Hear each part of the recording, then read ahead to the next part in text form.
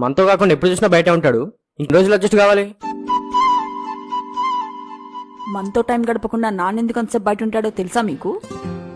తల్లి బిడ్డని 9 నెలలు తన కడుపులో మోస్తే నాన్న 9 నెలలు తన ఆలోచనలో మోస్తాడు.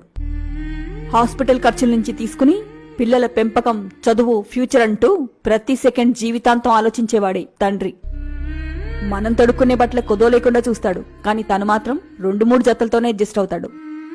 పార్టీకి, స్కూల్కి, కాలేజ్కి, స్పోర్ట్స్కి అంటూ మన కాళ్ళకి అన్ని రకాల షూస్ కొనిస్తాడు, కానీ తను మాత్రం అరిగిపోయే వరకు ఒకే ఒక చెప్పుల జతతో అడ్జస్ట్ అవుతాడు. మన అన్ని అవసరాలు తీరుస్తూ కంటికి రెప్పలా కాపాడుకుంటూ తన కంట్లో నుంచి ఒక్క కన్నీటి చుక్క కూడా బయటికి రానివ్వకుండా అడ్జస్ట్ అవుతాడు. ఎంతో మందికి ఇది అర్థమవ్వట్లేదురా. కొందరికి అర్థమయ్యే లోపు వాళ్ళ తండ్రులు ఈ లోకాన్ని విడిచిపెట్టిపోతున్నారా.